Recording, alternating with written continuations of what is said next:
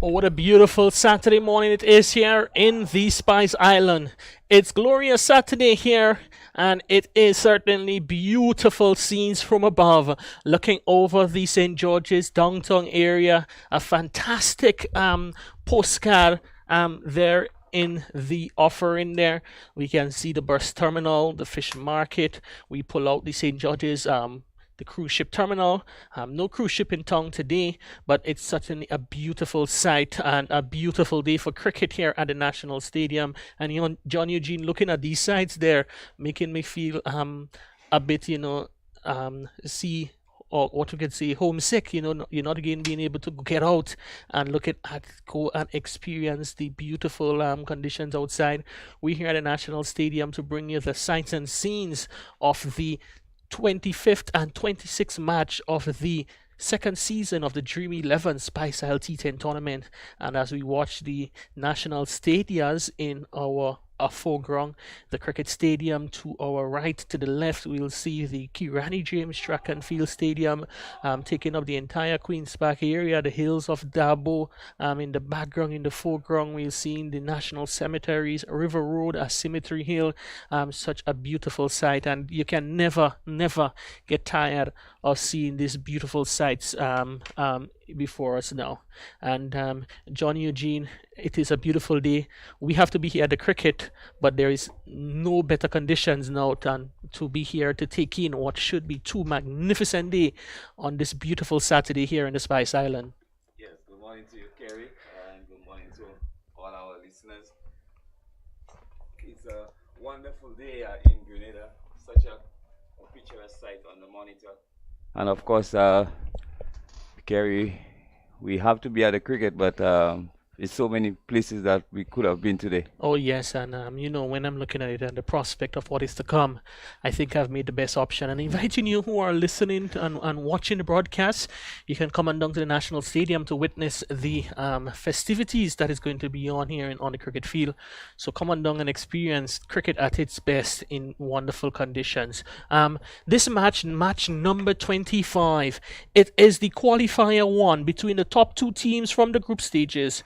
The Nutmeg Warriors, who played 8 matches, won 7, lost 1, finished on 14 points, against the Bayleaf Blasters, 8 matches, 6 victories, 2 defeats on 12 points. It's 1 versus 2 for a spot in the grand final. We'll go down to the toss to listen from the captains and to hear what was the decision at the toss.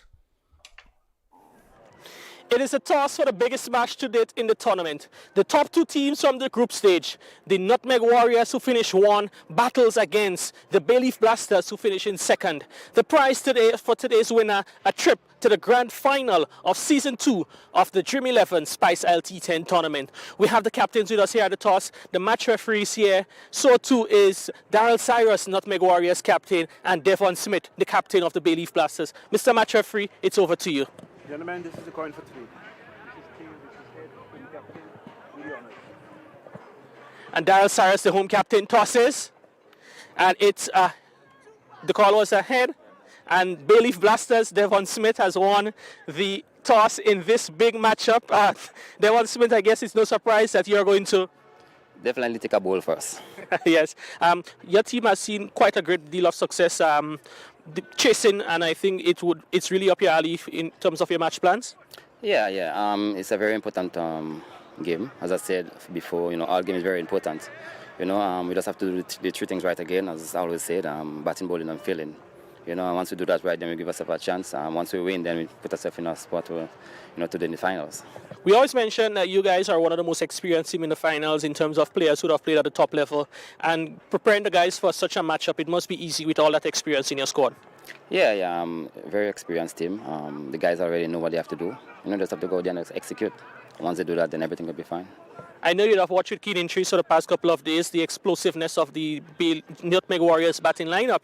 And have you been thinking, having sleepless nights in how you're going to prepare for that challenge? Well, not really. It's a game of cricket, and nothing changed, It's who play better on the day, So we want to go outside there and do our batting, bowling, and fielding. So once we go there and just execute to the best of our ability, nothing sure. All right, a trip to the final awaits you. I'm sure you don't want to play tomorrow, but what total you think would be a good one you'll be able to chase successfully later on? Well, anything under 100, back on ourselves to go there and chase it. All right, well, Devon, all the best to you and Bayleaf Blasters for this one, and we hope to see you, speak to you many more times in the tournament. Thank you very much. Daryl Cyrus, the Nutmeg Warriors captain, batting first. Would that in your plans for coming in today? Definitely not. I think we would have a bowl first as well, but at the end of the day, one after bat, one after bowl, so happy with the choice still. You must be happy with the way your batsman has been performing over the last couple of days. We've seen in the last match, Sunil Ambrose replacing the captain at the top, had a very good knock. So to Donald McDonald coming into the party finally. You must be happy with the form of your batsman. Yeah, very happy. I think that Donald, he hasn't kicked off with the bat in the early parts of the tournament, but I think it's the correct timing now. And Sunil Ambrose with his experience, I think says it for itself. The same pitch you have played on in the last match, what total you think would be a good one you guys can successfully defend later on? I think anything over 120, I think we could bowl and defend that. And short turnaround from your last group match, but how is the guys prepared for this one? The guys pumped up, confidence and momentum going into this game, from yesterday. The guys are pumped. All right, Dara, so we want to wish you guys all the best of this match, and as I would have told Devon, we hope to speak to you many more times in this tournament. All right, thanks. So that was the all-important toss. Bayleaf Blasters, they've won the toss, and they've asked the Nutmeg Warriors to bat first. All right, and so that was the toss, as you've heard from the captains, and you've heard the toss won by Bayleaf Blasters. An important toss to win, John Eugene, and teams who would have won the toss, as you see, they're quite confident in sending in the opposition and chasing later on. An important toss from Bayleaf Blasters. Yeah, I don't think, Kerry, the toss is going to make much of a difference. Maybe a little bit gripping on the surface early up. Maybe it's going to be a little better to bat the second innings, but it all depends on how well the batsmen from the Warriors really execute this morning. It's going to be important. Are we going to see an average score of 100? Are we going to see a below par score of say 80, or are we going to see a very challenging score of 120 plus? Yes, I quite agree with you. And I think it was a Bayleaf. In the Bayleaf Blasters, their game plan is always to chase, and they feel comfortable chasing, knowing that they have the quality batting lineup that can chase down, let's say 110, 115 for victory. So they will back themselves to get that total any day. As compared to the Nutmeg Warriors, I think their batting lineup, they would not mind batting first or second because they're very confident with the batsmen they have in their lineup. As we see the teams that is going to be playing here in this qualifier one, if we can see for the Bayleaf Blasters, the Nutmeg Warriors, we start with the Nutmeg Warriors, Sunil Ambrose, Akeem Alexis, Wavell Benjamin, Karen Kotoy, Daryl Cyrus, Haston Jackson, Sheldon Joseph, Donald McDonald, Keyshawn Mitchell, Alex Moses, and Shondell Regis. The two fielders out of the lineup for the Nutmeg Warriors, it's going to be Nick Ashton and Isaiah Simon, those two players left out from Qualifier 1, while the Bayleaf lineup, they are led by Devon Smith at Amical Dubisset, Kavim Hodge, Devonnie Smith, Sherman Lewis, Neilon Pascal, Alvin Ramnott, Jelani Robinson, Richard Rogers, Dennis Smith, and Nikosi Sentile. Left out of the Bayleaf lineup for today is Caden Felix and Clint Crony. So we can see both teams quite settled team. The only major change you can see there is that Ramnott would have kept his position there for this important qualifier, and that is as an indication of his performance in his two previous matches. So it shows you once you perform, you can get into the 11 for those big matches. Yes, Ramnott coming in and getting man of the match in his first game. Picking up an important wicket in the second encounter. So quite justified in retaining his position. But as this is the business end of the tournament right now. All the sixes, all the fours, all the runouts, and the rest are irrelevant right now. First playing second, whoever wins this morning goes straight to Monday's final, and the loser still gets a bite at the cherry. So we wait in anticipation, really, to see what's going to unfold this morning. Yes, indeed, and the format allows the luxury to those teams who finish top two, and it really gives impetus to the teams to play right through to the line like an athlete running the 400 meters, run to the tape, and don't really ease up because you know you're going to qualify for the finals. So it gives teams an opportunity to take all their matches in the group stages seriously because there are benefits to be had if you finish 1 and 2, and as you would have said, the winner they can relax tomorrow and watch the cricket, while the loser of this one would have to come back tomorrow for a second opportunity to play on the afternoon of Easter Monday right down here at the National Stadium in the grand final or the grand finale of season 2 of the Dream 11 Spice Isle T10 tournament. As we can see, the umpires for this big matchup, they're making their way to the middle. Umpire Roger Davis, and with him is Sean Manwaring. Roger Davis from the island of St. Vincent, the nation state of St. Vincent and the Grenadines, and Sean Manwaring from the island of Grenada, just up the road in River Road is his place of abode. So a homeboy versus another homeboy in Roger Davis doing the umpire officiating duties in the middle for today. As we can see, the Blasters decked off in their red and green outfit. They've taken the field, now followed by the opening batsman of the Nutmeg Warriors. That is Shondell Regis, a left-handed Shondell Regis, one of the leading run scorers in the tournament, accompanied by the veteran and experienced international cricketer, Windward's Volcano skipper, Sunil Ambris. So it is going to be a mouth-watering affair here at the National Stadium. Two top teams. The prize is a trip to the grand finale, and Ambris and Shondell Regis would want to get their team off to another good start. But Kavim Hodge, the incumbent captain for the Volcanoes, he would be having a different thoughts there. And Johnny Eugene, very early up, we'll see the two most recent captains of the Windward's Volcanoes battling against each other there in the middle. Yes, an interesting matchup. Sunil Ambris against Kavim Hodge. Kerry, I'm going to put you right on the spot this morning. What's your prediction? Who you think that's going to go straight to the finals? I will tell you, in just about an hour and a half, that question of yours will be answered. But the way those two teams are playing right now, I would not want to lose any money by putting my neck on a block to say that the Warriors will triumph and they'll go all the way to the final, or it's going to be the Bayleaf Blasters. And it's quite a unique story, though. The Bayleaf Blasters, they finished at the bottom of the table last season. They had the first pick in this draft. They picked that pick was Kavim Hodge, who has performed quite well for them. They've gone out and there and they've gotten some experienced players to bring into the fold, and they are now playing in Qualifier 1, while the Nutmeg Warriors, the defending champions, they're looking for another ticket to go to the big dance. So I would not bet on anyone or pick anyone at this moment, and I'll wait and see the game plays out. As it's going to be now Hodge, he's ready to go. Shondell Regis, and Regis gets a single, played off the legs there, and he's like, you know what? I just want to see the battle between the two Windward's Volcanoes captains. Let me just go and sit on the non-strikers end and watch those two guys do their mini battle within the larger battle here at the National Stadium. It's a one without loss inside the first over.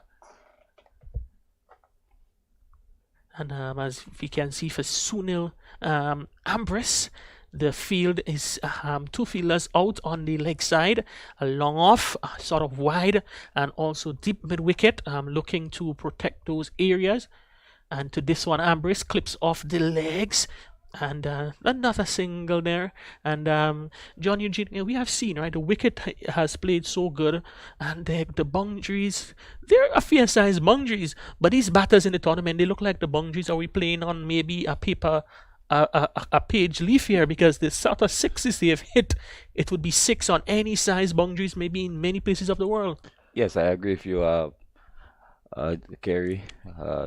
Some youth sixes. It would be interesting to know how many sixes have been hit in the tournament so far. Yes, we will get that for you guys shortly. Easy for us to pull that through as we see Shondell Regis picks up another single. So three singles out the first three deliveries, getting the scoreboard ticking and changing over within the right and left-handed combination. And we know Ambrose is one of those batters who loves to run those singles and keep the fielders on their toes literally, and we can expect some quick running there between the opening pair for the Warriors. And lifted, oh, beautiful shot there from Ambrose. That was so effortless. He just gave himself some room, hit over mid off. I think for a moment there, the fielder at mid off, I think that looks like Sherman Lewis was thinking that he was going to take a catch there, but that one is well hit over his head for four. A lovely shot by Ambrose. This one pitched up and Ambrose just going through with the shot, hitting it over the fielder, Lewis at mid off for the first boundary of the morning. Yes, and I think he just leant into that length delivery and hit it over the top. So effortlessly, not looking for power, but all about timing. A quicker delivery, that one, and Ambrose picks up another single. And I know the Hodge, the incumbent captain, would not be too happy just being hit over his head there. Quite a tough competitor, a guy who takes his cricket very seriously, and he would want to rein it in to end the over, to make it a good over for him. A beautiful shot there from Shondell Regis. That one, he just picked it up and hit it over deep backward square for six. Fine shot there from the left-handed talented former youth player from the parish of St. David's. He scores his first boundary and it's a maximum over square leg there. 14 without loss after the first over. Calvin Hall just guilty of straying down the leg side, and Regis just helping this one over the vacant deep backward square and picking up the first maximum of the morning. Lovely shot. Yes, indeed, and it was really just picked a look, not looking to overhit it there, but just more like helping it on its way there.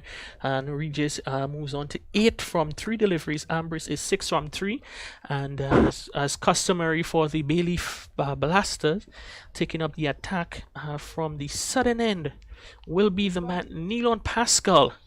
Neilon Pascal, a Grenadian test cricketer, had the honor of wearing that maroon cap. He lived the dream of many young boys and men in the Caribbean to represent the West Indies at test cricket. He was the 4th male Grenadian to go on to play test cricket for the West Indies, and I know it's certainly a huge honor to be asked to represent the region at the highest level of the game. And shot delivery there from Ambrose, helping it down to shot to fine leg. There is no fielder there in fine leg, and 4 more runs to Ambrose. Quite a surprising though. There is a fielder behind square, but it's almost so close to the umpire that you would not consider. Yeah, it's actually just what, about 10 yards away to the right of the umpire, and vacant fine leg. 3 runs there for Ambrose. A poor delivery by Pascal first up, and Ambrose had little difficulty in stroking this one down to fine leg for 4. Oh, lift in delivery, moving away from Ambrose for a little width and looking to dispatch that over the top there. It's not able to make a connect. So we're going to tell you a little bit of the field that we have for Ambrose.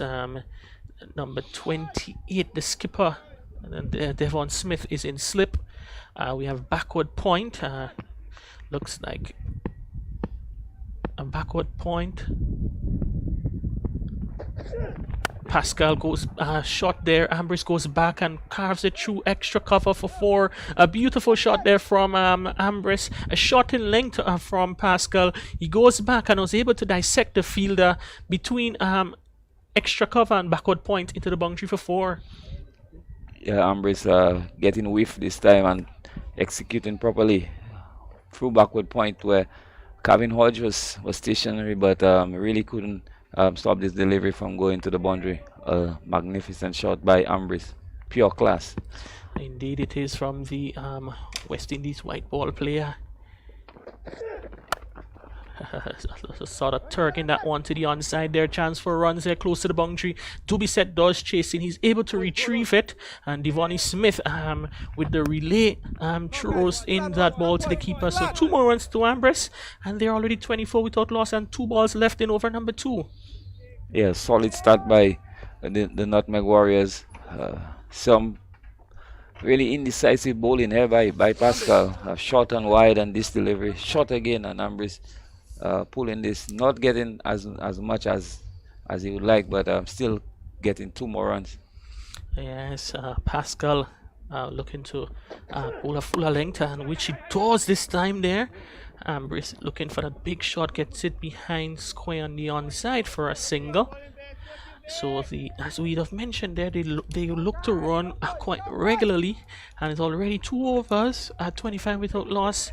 Going at over 13.5 runs and over inside of 2 overs, and I cannot really say they have played a rash shot. It's been proper authentic cricket shot, and they're scoring quite quickly. Yes, both batsmen looking, in good form this morning, good touch, and just stroking the ball nicely in the different areas and the gaps, and picking up vital runs. It's the left-handed Regis to face Pascal. And another single there for Regis. So they've kept the scored of 5 deliveries in the over, picked up 12 runs off the over, and after 2 overs, the Nutmeg Warriors being asked to bat first. They're 26 without loss.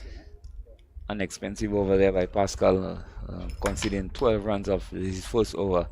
26 without loss after 2 overs. A steady start by the Nutmeg Warriors. Yes, and normally in the power play, these teams like to get off to a good start, and it gets easier from there for the batting unit. Looking to maximize the power play where there's only 2 fielders outside of the circle, and for Regis, it's long off and a mid wicket in place. Regis goes across the line there. Big appeal there from the bowler. Umpire Davis is not interested. Instead, he'll turn and signal to the scorers that it's a leg by there. But quite a dangerous shot there from Regis, going against a straight delivery. Yeah, Regis looking to hit this one over mid wicket. Luckily for him, he was struck. I think it was struck just outside the off stump. Yes, I think that's what would have saved him on that occasion there. Oh, a very good bit of cricket there from Hodge. You could have seen that Ambrose was looking to make some room for himself, or maybe to hit over the offside. What he did is just held that ball back and had the captain waiting. This time Ambrose again looking to make room, hits it down to mid-off, so no run scored.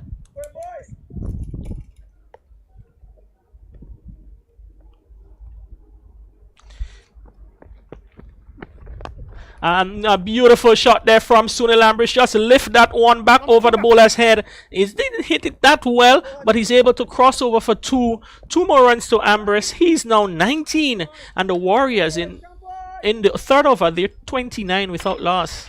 Yeah, Ambrose making his intentions quite clear, looking to go over mid-off, giving himself some room, and on this occasion really didn't get enough on it, but still got 2. Just making some room, thrown bowled wide outside the off stump, signal wide by umpire Davis. So it is his 2nd extra of the innings, the first wide, and Ambrose again looking to go leg side, hits it down to Lewis at mid-off for a single. So it's a bit of battle there between the bowler Hodge and the batsman Ambrose, and so far in the over has gone relatively well. Just 4 runs off the bat plus a leg by make it 5 in total.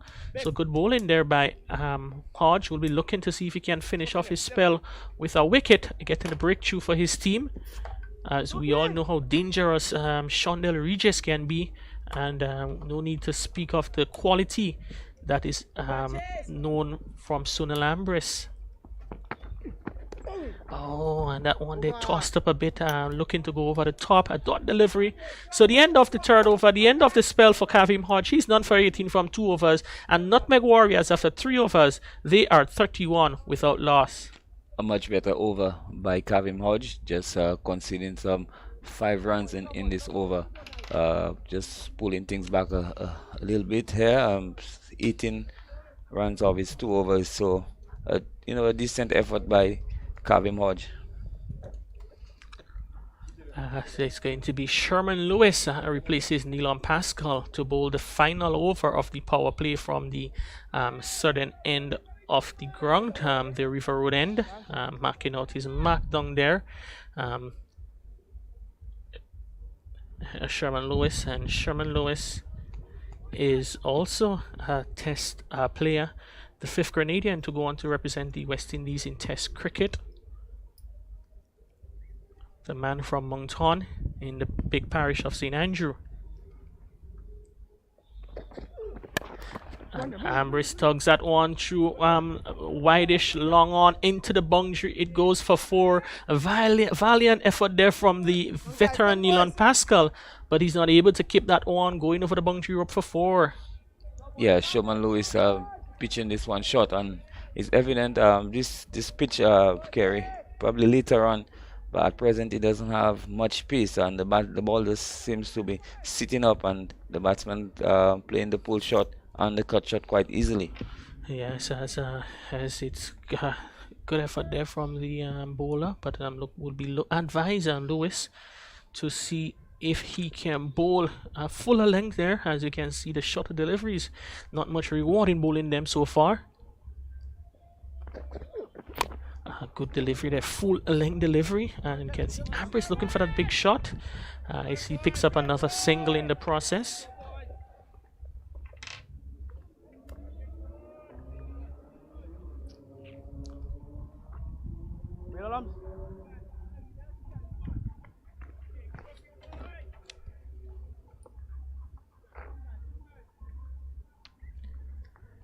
It is now the left-handed batsman Regis is on strike, and as you know, once the batsmen they keep crossing the field, would have to change a bit to accommodate the left and the right-handed opening pair. 4 balls left in the power play, 36 on the board. Oh, good left-hand delivery there from Sean Del Regis. I thought you'd have handled it quite well. Yeah, good delivery by Lewis. Really getting big on Regis, and Regis getting right on top of this one, just playing it down at his feet, and there's no chance of a single there.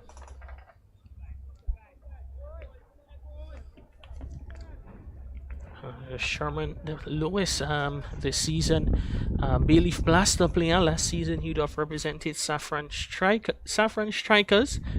They'd have finished 4th in the tournament, and will be looking to take the Blasters a couple steps further than his previous team last season.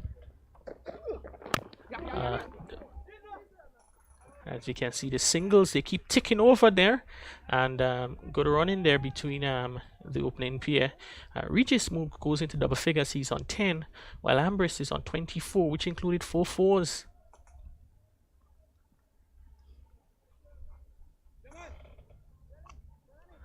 Coming up later on today, we'll see the Eliminator 1, that is between the 3rd and the 4th place team from the group stages. That will be the Ginger Generals and the Saffron Strikers. They'll be looking to play. The winner of that match will play the loser between this match today, in this match tomorrow, for a chance to get into the grand finale. Ooh, big swipe there from Briss. Uncharacteristic, looking to make something of a delivery, which was just off a good length there, and not able to connect on that one. Uncharacteristic there from Sunil Ambrose.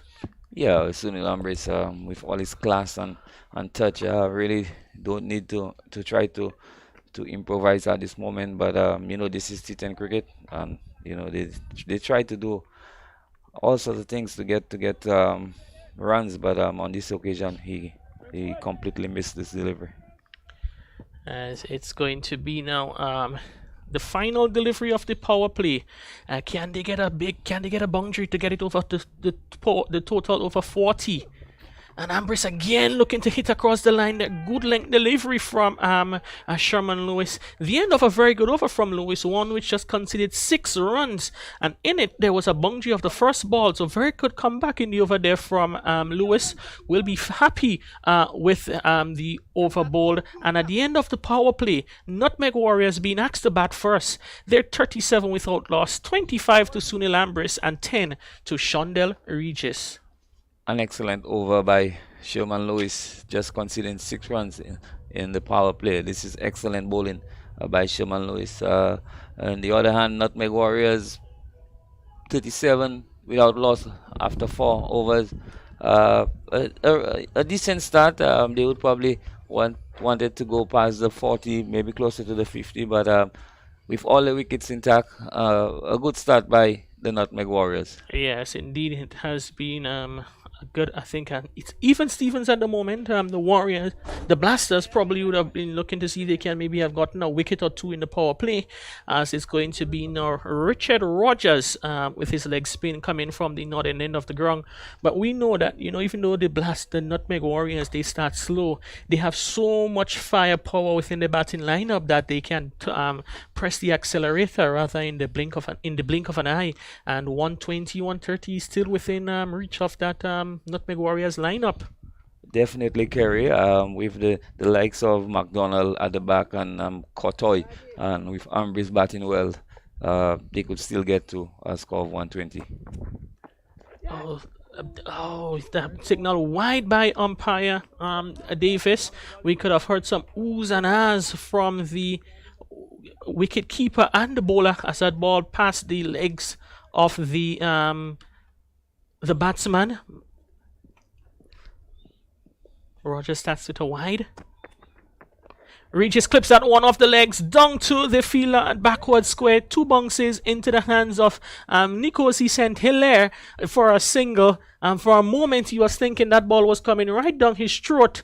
But fortunately for Regis, it bounced twice before it reached the fielder. It's 39 without loss in over number 5.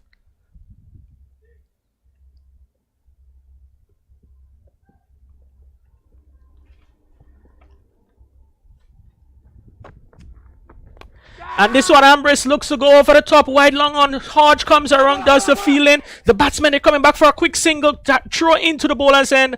Collision between the bowler and the batsman, and they're able to cross over for 2. Regis is down on the ground. They're probably winded there from that knock with Rogers. Seems to be in a bit of discomfort as the physio is being called onto the ground. 2 runs there, but Regis looks to be really in a spot of bother at the moment as a result of the collision there between himself and Richard Rogers. Yes, he's on the ground, and Dr. Mario Christopher is jogging onto the field. It looks, as we look on the monitor, It looks like it twists the ankle there. Yes, the ankle. Yeah, ankle twisted there as he collided with the bowler there. Unintentional, I must say, but he just planted his foot wrong in looking to make his grounds there as the a physio provides some attention there. And I can tell you the Nutmeg Warriors, they can ill afford to lose another player. The talented Shondell Regis, who has been doing so well for them for the series for the 2nd season in a row. He's among the the leading batsmen in the tournament in terms of runs scored, and with losing Andre Fletcher 2 matches ago and Shondell Regis in a spot of discomfort, they will hope that he'll be able to soldier it on, and as a true warrior he'll be able to dare to continue battle for his squad. Yeah, it's nice to see him back on his feet, and he looks like he'll continue, so that's really good. I always say it's never a nice feeling when a player gets hurt. We want to see the players play throughout the tournament without any injuries. But this is the game of cricket. It's nice to see Regis back on his feet. Yeah, Regis, he's overall one of the leading run scorer in T10 cricket in the Spice Island T10 tournament. He's played 21 matches, 20 innings. He's had 6 not outs and a total score of 473 runs. with high score of 55, an average of 33.79, and 250s, 31 fours, and 29 sixes. Certainly one of the star batsmen across the 2 seasons of the Dream 11 Spice T10 tournament. Yeah, Regis has returned very good in the second edition, the first and the second edition of the Spice Isle. So he's definitely a key member of the Nutmeg Warriors. Most certainly they would have had a couple of match-winning performances at the back end of the tournament last season, and continue to roll over this season with his good form. It's going to be Rogers to Ambrose. Ambrose looks a hit over wide mid on there. For a moment there, Devonnie Smith looks like he was gathering to take the catch, but the wind there just ensured that he dropped a few yards in front of Ambrose. As we can see, Ambrose, the intention there from Ambrose is to go after the bowling of Richard Rogers. 2 big shots in that region, and he's not able to get the desired results. Ambrose is on 28, and Regis gets one on the leg stump, clip to the fielder at shot, a fine leg. That looks like Jelani Robinson there. So the first wicket down for the Nutmeg Warriors. Shondell Regis goes for 11, caught Robinson off the bowling of Rogers for 11. The Nutmeg Warriors, they're 42 for 1. Yes, just believe that the injury, the slight injury sustained by Regis, really impeded him there. It happened so easy, and he just lobbed the ball to the fielder at short fine leg and losing his wicket. An important blow there by Bayleaf Blasters. Rogers going for just 11, but his contribution with Ambrose was quite valuable. Yeah, it's now the new batter comes in there. That's going to be, I make it out, that's who, number 43. That looks like Kieran Kotoy striding to the middle. So once again, we'll see the pair of the Windward's Volcanoes player battling out there for the Nutmeg Warriors. It is Kotoy. Left-handed Kotoy replaces the left-handed Shondell Regis. And so far, the Nutmeg Warrior, the Bayleaf Blasters, they've kept them quiet, scoring just 9 runs and over. And knowing the Warriors' tendency to score big, they would want to take it much. They would be happy with that score right now and look to see if they can keep continuing to put the bricks on the innings. And Kotoy is off the mark, so brings Ambrose back into the strike. So far this over, it has been a good one so far for the Bayleaf Blasters. 5 runs and a wicket. 6 runs, my apologies, and a wicket to the conceded by the Bayleaf Blasters in the over, with another 1 ball to go in the 5th over. And again, Ambrose looking to make some room. He's not able to. The bowler sees him and withdraws from delivering. Bit of cat and mouse situation there between the bowler and the batsman. Ambrose lifts that one over the head of Kavim Hodge into the boundary for 6. He has tried that shot many times in the over. He succeeds finally. 6 more runs to Sunil Ambrose. He's on 34, and at the halfway stage of the innings, the Nutmeg Warriors, they are 49 for 1. A lovely shot by Ambrose.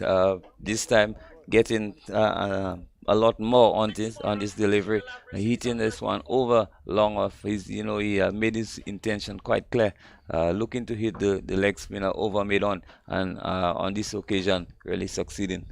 Yes, just the sort of finish they wanted there in the over. First 6 in the inning by Ambrose, faced 19 deliveries for 34 runs. The score 49 for 1 at the halfway stage. Crony, if you're going to multiply that by 2, it will take you to 98. But I think the Warriors, they would be setting their sights on getting a bit more than a 98, as we see a change of bowling from the southern end of the ground. It is going to be the most senior player in the tournament, Alvin Ramnott, will be bowling to Kieran Kotoy. delivery there. Kotoy picks up a single. Look, quite a vast expanse on the onside. As for Ramnot, we see the three fielders on the onside, deep, long on, deep backward square, mid wicket, and short fine leg. So opportunities for quite a bit of runs to be picked up on the leg side. As we see the 50 comes up for the Warriors, 50 for 1. The 50 came off 33 deliveries. 4 4s and 2 6s.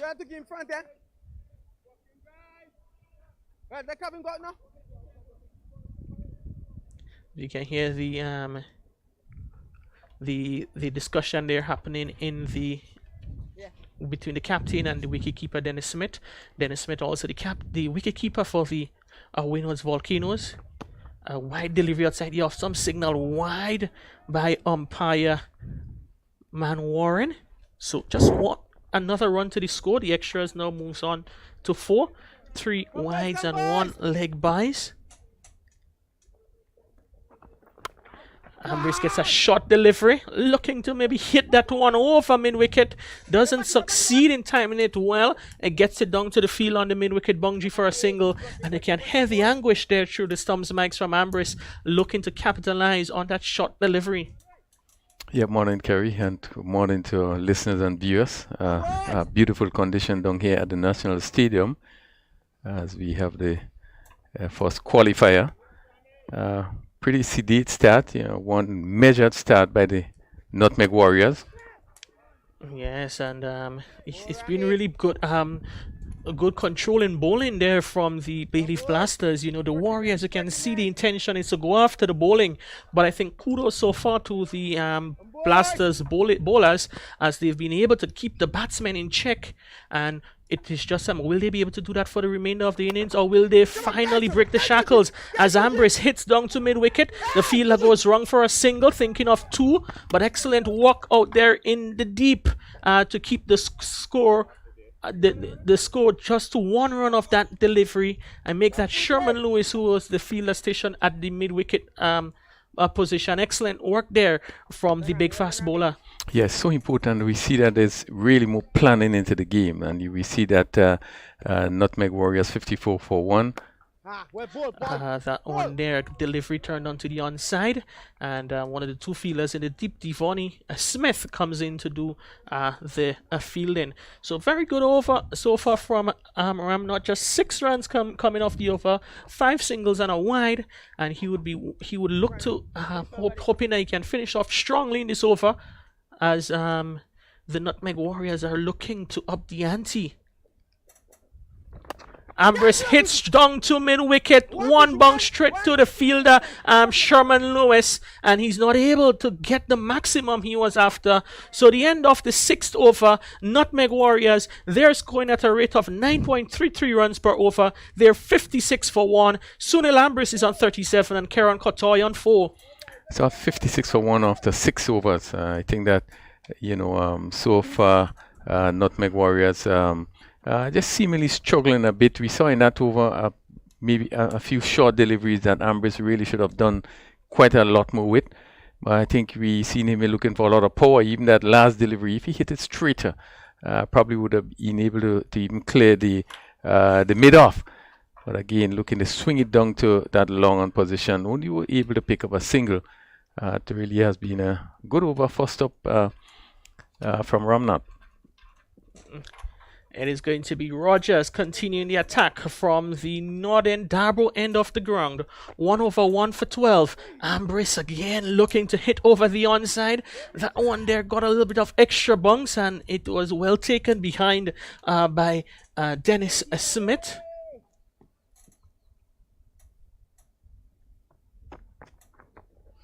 Ambrose again, that one was much slower in pace there. Tossed up a bit, looking to go leg side. Doesn't make any connection to that one. So 2 dot deliveries to start the over from Richard Rogers.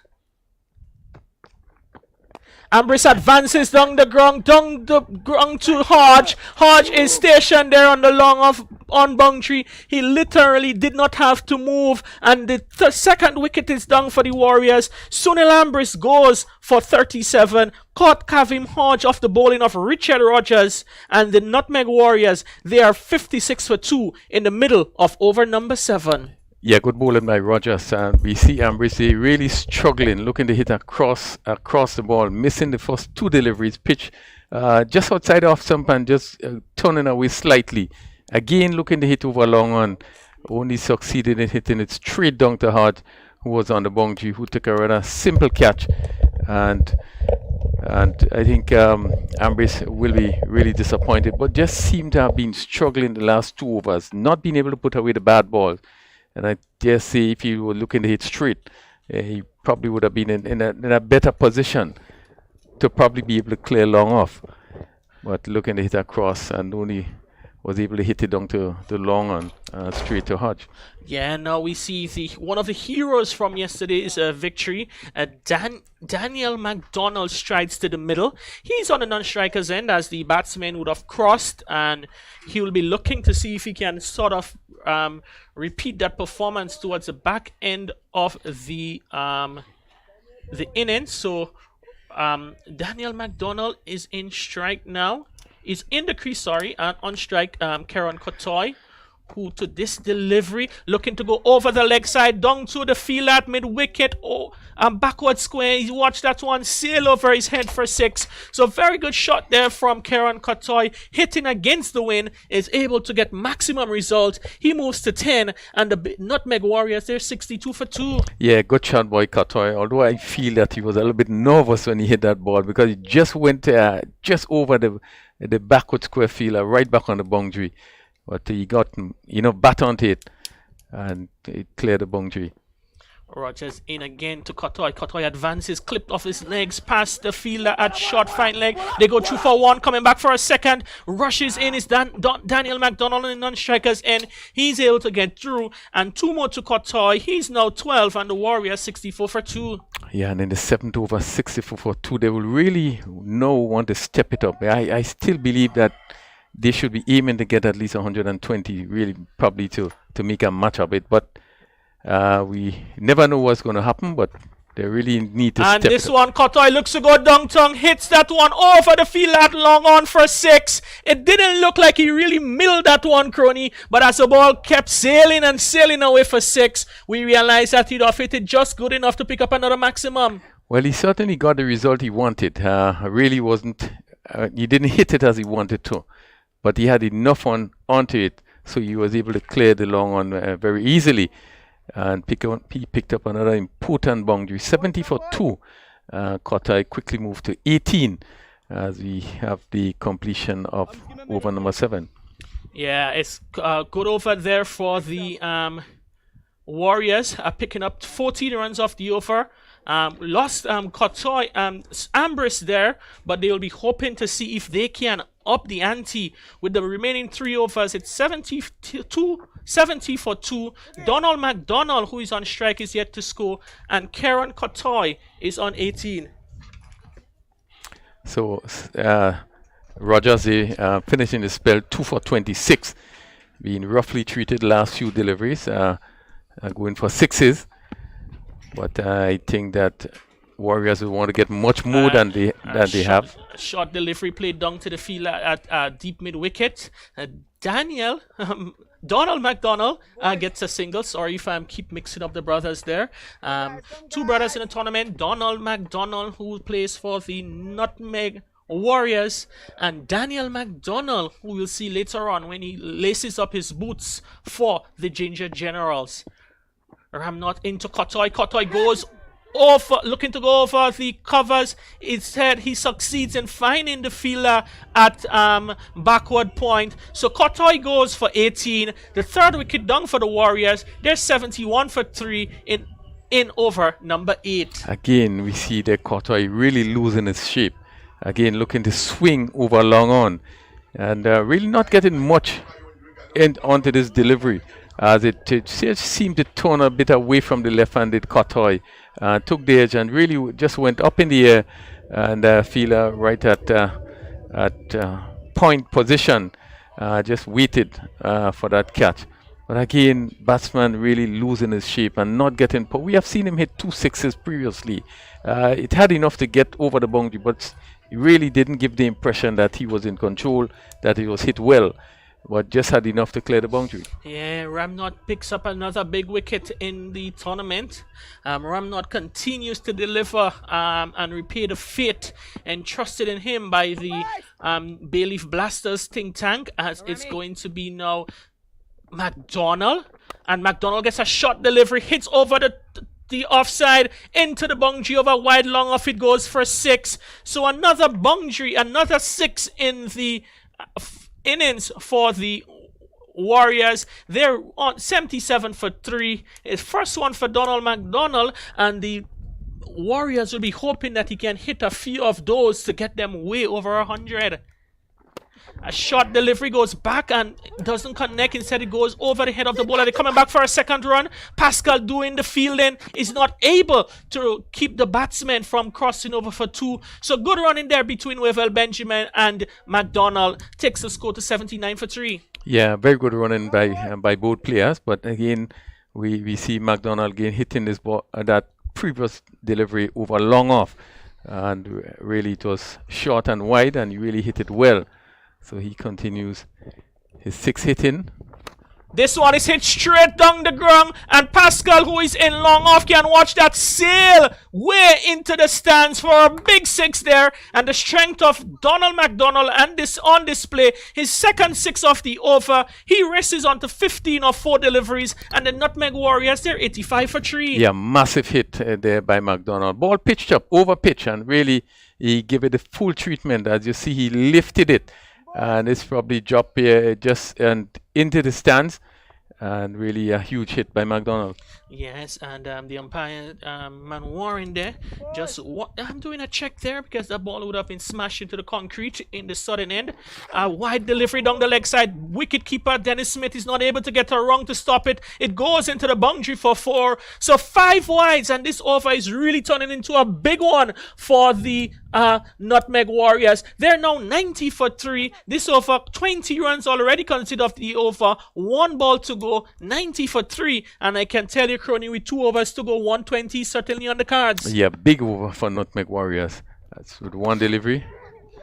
And this one again looking for the big shot, hits it down to long off for a single. So 1 more run to the total after 8 overs. The Nutmeg Warriors, they're 91 for 3. Donald McDonald is on 16. Wavell Benjamin is yet to score, and 2 big overs to come, and the Warriors will be looking to capitalize on get their team close to 120 mark. Yeah, and Ramnot just finishing his spell 1 for 28. We see McDonald continue his 6 hitting. He hit 5 sixes yesterday in his short inning, and he really continues to clear the boundary with ultimate ease. It will be important for him the next 2 overs. He will probably want to take most of the strike, trying to push Nutmeg Warriors pretty close to that 120. Yes, most certainly. Yesterday we'd have seen McDonald. Donald McDonald has been corrected quite a bit for this morning, both on social media and on WhatsApp, saying, Kerry, it is Donald McDonald and not Daniel McDonald. So to ease any confusion, I'll just be referring to him as McDonald here on out for the rest of the innings. McDonald played a scintillating knock yesterday. Hits 5 sixes in his knock of 42 with 2 fours. The day before that, he scored 15 of just 4 or 6 deliveries. So he's warming into form. And McDonald, he's one of those guys who comes to the party late, but when he comes to the party, he's certainly the star of the show. And Pascal, slower delivery there, the wily veteran. He knows McDonald was looking to go downtown, but he just held it back and allowed McDonald to play the shot before the ball was able to reach the batsman. Yeah, Pascal is going to use all his experience. Again, he's going to take pace of the delivery, probably pitch it a little wide, so the McDonald would have to reach for it, and this one really was slow delivery, and just made a few bounces before he reached the keeper. He would want to use all his experience coming up against McDonald. Yeah, it's quite a challenge now for Pascal. And McDonald gets looking to go over the top. Instead, gets an edge, squirts down to the fielder at mid wicket. They go through for 2 quick runs. They're excellent running there between the P, and they're taking the opportunity for a third as the fumble opportunity for a run out. And he's one shot, and we wait for the signal, and he's out. What an unfortunate way to see the back of Donald McDonald. Coming back for the third, he was run out. But before that, the umpire adjudged it was 1 shot. So for all the effort, they got 1 run, and they lost the dangerous Donald McDonald for 17. Yeah, very interesting. We probably would love to see the replay there, but one thought that it looked dangerous even as it turned for the third one, because he was way past the wicket, and having to come back for the third one, he probably run an extra half of the wicket. So it looked really difficult, and he probably just failed to make his ground. But really, that's a big wicket. Nutmeg Warriors would have lost there. McDonald just beginning to come into his own, but again, Pascal continued to bowl very well, taking pace off, and he was looking for the big shot on the leg side, and really unfortunate not being able to make it there. Nutmeg Warriors losing their 4th wicket for 92. Yeah, so and Kearney probably would have wondered, the over is still young. Why didn't he go back for the third one when he was the one who was hitting the ball cleanly off the middle of his bat? They would have wanted him to see and face as many deliveries as this one. Looks to hit down to Hodge. Hodge settles under that one, takes a nice catch running in. So it's another wicket in the over for the Bayleaf Blasters. It's the 5th one down now for the Nutmeg Warriors. They're losing their way in this latter overs.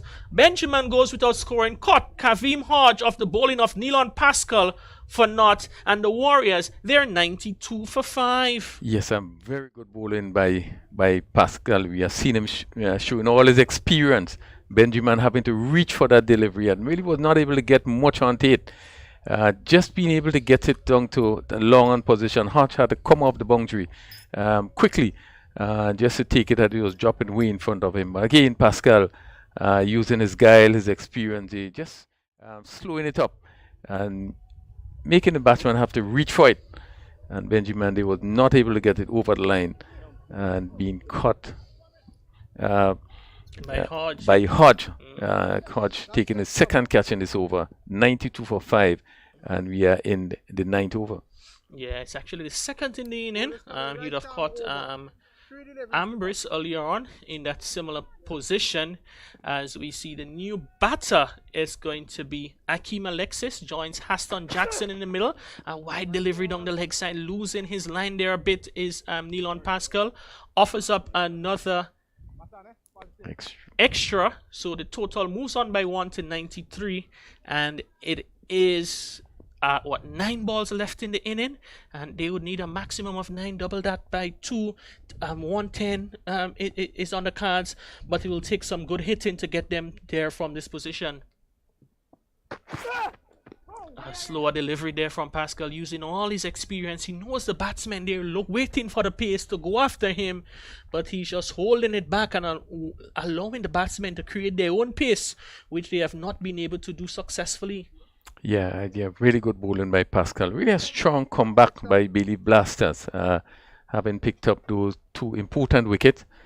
Alexis knotted off the mark, and Jackson. And all coming in. Jackson, as we know, is one that really hits the ball well. But again, he's coming up against Pascal, who was really showing his experience and really making it difficult for the batsman. Yeah, this over Pascal, 4 deliveries, 3 runs, scored 2 wickets. He picked up a delivery down the leg side again. Smith is not able to collect cleanly going down the leg side. So we wait the decision of umpire Roger Davis, and he signaled wide. So 2 more runs to the total. 2 via the extra means, so the extras goes up to 13, and the total goes to 96 for 5.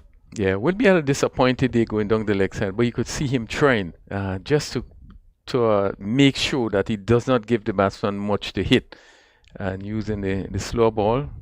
This one actually staying down, probably just hit the keeper on the ankle. Gets a full delivery, whips it through the onside. Devonnie Smith in mid-wicket comes wrong, does the field and stops it with his boot. And Dubisset, who was his second partner on the scene, is able to send in the return to the keeper. So 2 more runs to the Warriors. They move to 98 for 5, 1 delivery short of the 9th over. Yeah, full toss by Pascal, but again the batsman was beaten by the pace of it, or the lack of pace of it, and get it down to mid-wicket on the boundary. It's well protected, that mid-wicket boundary, but he was able to pick up 2. The final delivery of Pascal Spell hits through down to mid-wicket. Devonnie Smith comes off the races of the boundary, rifles in a return to Dennis Smith. So it's the end of the 9th over. It's 99 for 9 after 9, going at 11 runs and over. The Warriors will look to see if they can get much more than 11 in the final over to post a challenging total for the Bayleaf to chase later on. Yeah, very good over by Pascal. He finished his spell, 1 for 19 in 2 overs. Well, I think this over was such a good over. Counted for 2 wickets. They run out of McDonald, who were really just beginning to come into his own. And then the wicket of Benjamin. I think that would have really turned the tide. So at the end of the 9th over, 99 for 5, with Jackson 3 from 3. Alexis not hit off the mark. Jackson is going to prepare to face a new over. Sherman Lewis's first over just going for 6. So who you'd want to really follow Pascal in that over he bowled before. Jackson really would be trying to take as much as he can in this final over. Yeah, it's a final over of the inning. Sherman Lewis tasked with looking to contain the Warriors' batting lineup. Would be looking to maximize his final over. The powerful batting line of the Warriors. They has had it a bit challenging so far today as a result of good bowling from the Bayleaf Blasters bowlers, and can see Captain Devon Smith is ringing the changes there. Nkosi Sentile is removed from mid-wicket and is placed in long off. And long on is also back, deep mid-wicket in place, deep backward square. So quite a bit of protection on the leg side for Sherman Lewis as he's about to bowl the final over of the inning. Hit down the ground to Sentille does a fielding station there at the long off a boundary. So the 100 is up for the Nutmeg Warriors. 100 runs of 61 deliveries in 45 minutes, 4 fours and 6 sixes. Jackson is not out on 4 and Akim Alexis is yet to score. Yeah, and a run rate at 10.91, and you would want to get probably over 110, maybe 115 if they can get it up to that score. I think they would feel a little more satisfied. Lewis on this beautiful Saturday afternoon here at the National Stadium races in and slow delivery, which is played towards backward square. So far good start to the over from Sherman Lewis, picking up 2 singles of his the first 2 deliveries in the over. Yeah, slow delivery bowled by Lewis, and Alexis just had to adjust as he was looking for the big hit. But realizing it was a slow delivery, just had to push it out on the offside, the short third man in Rogers field. So they had it in Jackson. We haven't really seen for this tournament really come off as yet. Jackson looking to go over the top, gets an outside edge, squirts over the fielder at short, a fine leg, short third man. He drops the catch, running back, and the batsmen, they cross over for 3. So 3 runs to Haston Jackson. He moves to 7, and the total now 104 for 5. Rogers, who was stationed in short third man, running back, the ball coming over his shoulder, was not able to hold on to the catch. And I think, Ronnie, at that level, that should be an easy catch there for the fielder, Richard Rogers. Yeah, it was a bit casual. Like you see him moving back there, and he got into a good position and just bounced off his hand, but just a bit casual, trying to take that catch. A short rising, lifting delivery there from Sherman Lewis, using the middle of the pitch. Akim Alexis looking for that pull shot, is not able to connect. So a dot delivery, a precious delivery in this stage of the game, as umpire Man Warren is signaling to the captain and the bowler that is 1 for the over. But good over so far by Sherman Lewis. He had to slower delivery. This was a quicker one. Alexis beaten by Paisley. Good delivery. Got quite a bit of bounce from this delivery, as Alexis was looking to pull some way through, trying to hit maybe to get that gap between long and deep mid wicket. Made no contact. Two deliveries left in the over. Alexis makes some room, hits through the offside. Devon Smith partially stops it. They go through for a second run. They're able to complete that one as the throw goes to the wicket keeper. So 2 more runs to Hakeem Alexis. It's 106 for 5, and Crony, they would need a bunch of this final one to get them up to 110. Yeah, they certainly would need a bounce. But again, with the throw coming in from the long off fielder, and in this situation, you want to bounce, you want to get it through in as quickly as possible. But having to love it in, it made it very easy for the batsman to complete 2 runs. That's the final delivery of the inning. Sherman Lewis in to bowl to Alexis. Hits, looking to make some room and hit it down the ground. It gets an inner portion of the man. The ball lobs off to the offside for a single. So 1 more run to the total. The Warriors, they finish on 107 for 5 of their 10 overs, and with 108 for a place in the final, I think Bayleaf Blasters would have accepted 108 at the start of the inning. Yes, I think they will be satisfied. Bayleaf Blasters, they bowled very well. I thought that all the bowlers would have bowled well. The last 2 overs, one by Pascal, and now we see one by Lewis, and didn't go for much. Lewis finishing with none for 14 in his 2 overs, and Pascal, I think, was none for 11. So I think the fast bowlers bowled very well. You could see that they had a plan as they went out. This was a game, obviously, both teams understood that they need to win. Anybody that win this game goes straight to the final. So the importance of winning, I think, was so crucial.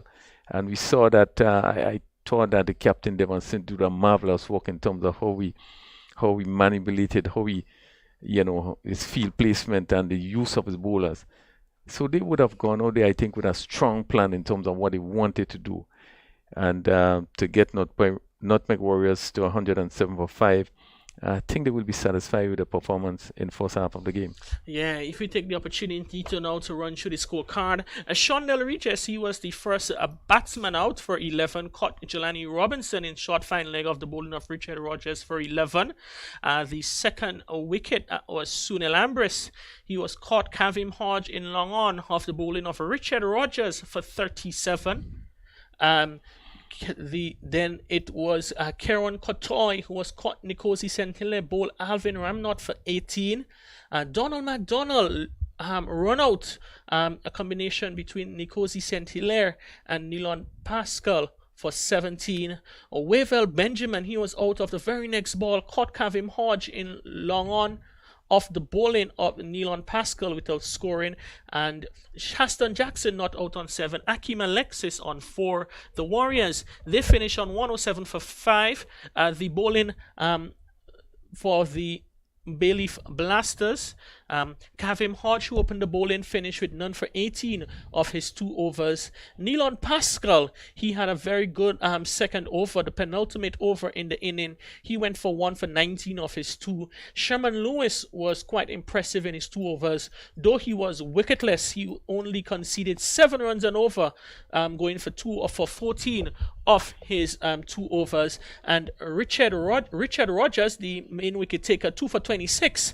He was the batsman. They went after him a bit, but he picked up 2 big scalps. The 2 openers, Regis and Ambris, would be happy with his day's work. And Alvin Ramnot picked up 1 for 28. He too went after in his final over, and he accounted for the wicket of Kieran Kotoy. So as we saw, the wickets fell at 42-56, and the final 2 fell on 92. So good effort there from the bowlers of the Bayleaf Blasters, setting up a total of 108 for victory. That is what the Bayleaf Blasters would need to get into the grand finale of the second season of the Dream 11 Spice Isle T10 tournament. We'll go down to Shirice, she has 2 players with her, and we'll hear the thoughts of the 2 competing teams here in the qualifier number 1.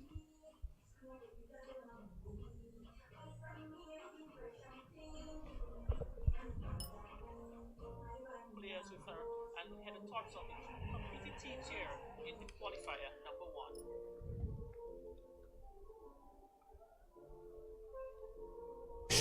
1? Close to 110, 115, but we're going to work with 107 and back the bowlers. Okay, and you said you were hoping for 110, but you backed the 107 for the victory. What can we expect in your defense? Well, we bowlers have been doing well throughout the tournament, so we just have to encourage them, the fielders, and go out and do well to restrict them on that 100. Okay, thank you very much. Thanks.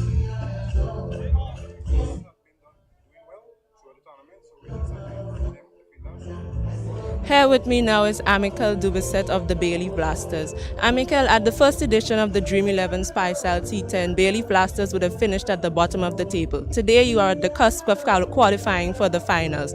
What was it like on the field here today for Bayleaf Blasters? Well, we went out positive, and as you said, we finished at the bottom of the table last year. So, it's very heartwarming to be playing in the playoffs to get a place to the finals this year. So we went out there and we had the goal to restrict the team to 110 runs, and I believe we did that, so we just have to go with the positive to chase now. Okay, so you believe you would have sufficiently restricted the Nutmeg Warriors. What can we expect in your batting lineup later today? Well, as I say, we expect the batsman to go out positive, play the ball on his merit. We have 60 balls to get the run, so we just have to play the game as it comes, and hopefully we can get over the line. Okay, thank you very much, and all the best in your chase. Yeah, thanks very much. All right, so we've heard from the two teams. They're both confident. I think, Crony, 105, 110, it's what we'll say par here at the National Stadium on these wickets, and it can go anyway. And if the Warriors, they put in a good effort with the ball, I can see them restricting the Blasters below that. And at the same time, it should be a chase that the Blasters can comfortably haul down. We've known the Blasters, they like batting second, and I think they think that 108 for victory will be right up the alley. Yes, I would think that they probably would be the team that is more confident. The likes of Hodge and Devon Smith, they will feel restricting the 107. As was said, I think they would have met the first goal in terms of limiting them to under 110. And therefore, I would think would be the confident team going into the second half, needing to get up to 108. They will really want to cement their position to be the first team to qualify. That's right. So you've heard the news. The Warriors, they scored 107 for 5 off their first in their 10 overs, and they have set the Blasters 108 for victory. We're going to take a short break, and when the action resumes here at the National Stadium, we'll be right here to bring you the sights and scenes as the Blasters, they go after 108 for victory and book a ticket in Monday's grand finale.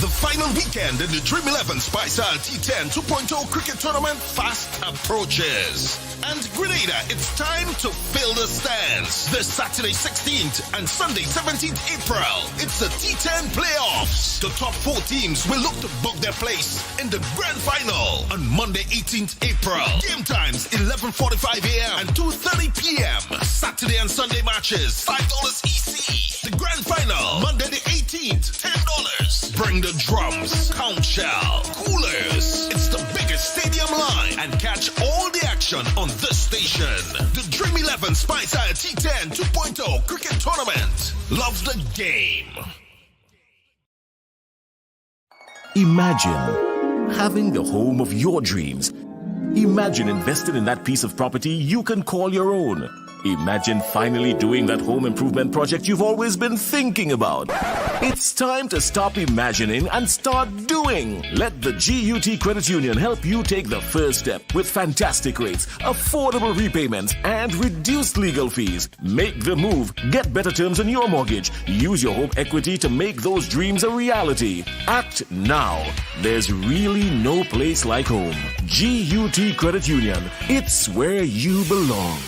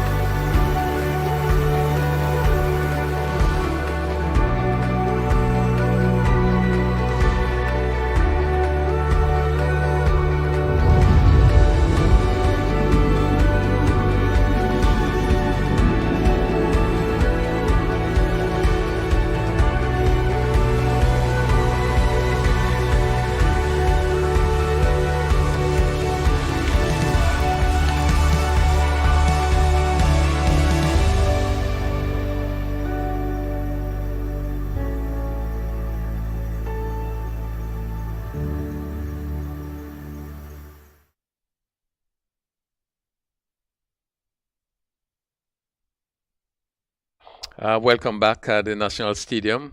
Beautiful condition continues. Nutmeg Warriors will try to defend 107. That is scored for 5 wickets. Bayleaf Blasters will have other thoughts. The likes of Devon Smith and Kabim Hodge really would be called upon as they are looking to be the first team that would cement their place in the finals. Morning to you, Crony. Afternoon right now. An average score really by Nutmeg Warriors, just 107. So, but it will depend on how well the Bayleaf Blasters start. They would need a good start. They certainly will, as Hassan Jackson picked up from this northern end, and he's going to bowl to the right-handed Robinson. He played this one down to third man. Off the mark immediately, Robinson opened the batting from Dominica. As we know, he's a player that hits the ball really well. Have not been able to come into his zone as yet. So, Bayleaf Blasters really would be hoping that he come good in this game. Kabim Hodge is going to prepare to face his first delivery. Third man on the boundary, backward point. Cover extra cover mid-off on the offside, all in the circle. As Jackson, his ball is hit 2 mid-wicket and goes down to the boundary for 4. Short delivery by Jackson, and Hodge again getting into the good position and hit it between the mid-wicket and the mid-on, and it just rushes down to the boundary. Kevin Hodge getting on top of this one and just rolling his wrist and getting this one past the mid-on fielder and collecting the first boundary of the Bayleaf Blasters innings. Yeah, will feel confident. First shot as the sun comes out brightly. It really has lit up the National Stadium. Jackson, shot number 47 with his first over, lifting outside the off-stump. Hodge allowed it to go through. Again, we probably would see a little more discipline from the batsmen. Looking at the importance of this particular game. I guess not taking much chances, but really try to do it well. A good judgment by Kevin Hodge as he allowed this one to go. Ball lifting outside the off stump. The leg side field mid-on, mid-wicket, straight mid-wicket, short fine leg and deep backward square. Short delivery, again lifting delivery. Good pace generated there by Jackson. And Hodge looking to get into the position to pull, but just pulling away at the last moment. Yeah, Jackson looks quite deceptive. He's not the usual fast bowler's built, but he's really getting this ball to go through to the keeper. Yeah, and he won't want to continue on that line. Have been having a little difficulty with wide and sometimes no ball. As he's up to the ball to Hodge, and Hodge again just coming down on this one and played slowly. The extra cover, Alexis comes in. Again, he picked up another single. Let's go move on to 6. Hodge is on 5. And Robinson. Stocky in build, but is a player that really also hits the ball very well. Really a shot maker is Robinson. As he prepared to face his second delivery, Jackson. As he's up to the wicket, ball to Robinson. Robinson is playing this one down to, looking to play down to third man. Again, made no contact, so that completes the first over by Jackson. Just going for 6 in the over. And the Bayleaf Blasters requiring 108 for victory after the first over, 6 without loss. Yes, a good over by Jackson. Just conceding that one boundary, but keeping things relatively quiet for the Nutmeg Warriors. A decent start by Jackson. Yes, I think Nutmeg Warriors would feel pleased that there was not much extras in this over. So it's 6 without loss at the end of the first over. Opening with a spin from that southern end. Akim Alexis. And he's going to be bowling to Kavem Hodge, who is on 5. Again, fielders in the circle on the offside. Short third man, backward point, cover, extra cover, and mid-off. So no sweep on the offside as Alexis. This one is hit. Where does this one go? The backward square is going back there. Would he get to it? No, just drop just in front of him. And the batsman pick up 2 runs here.